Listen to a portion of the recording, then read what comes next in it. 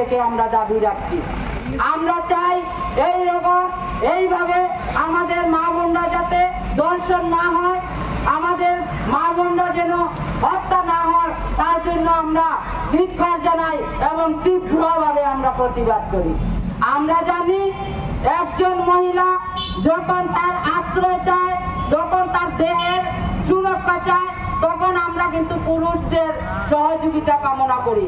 আমাদের বাড়ি থেকে হোক মা, বাবা, ভাই, ছেলে, আর না হয় আত্মীয় স্বজন, না হয় বিশ্বাসী, আমাদের বাইরে থেকে আমরা পুরুষদেরকে বিশ্বাস করি আমাদের রক্ষার জন্য। আমরা যখন ট্রেনে যাই আমাদের রক্ষার জন্য, আমাদের দেহটা রক্ষা করার জন্য। আজকে দেখছি আমরা সেই নরপশুদের কাছে আমরা ওরা বিশ্বাসঘাতক, ওদের কাছে আমরা এক ফুটাও একদিন বিশ্বাস নেই। আসতে চাই, আমাদের নিরাপত্তা চাই। তাই আমি কেন্দ্রীয় সরকারের কাছে বিনোদন অনুরোধ করছি, যাতে আমাদের নারী সমাজের নিরাপত্তা দেওয়া হয়, আমাদের নারী সমাজকে সুরক্ষা দেওয়া হয় এবং আমাদের ওপর নারী ধর্ষণ, সেই ধর্ষণ রোধ করা হয়।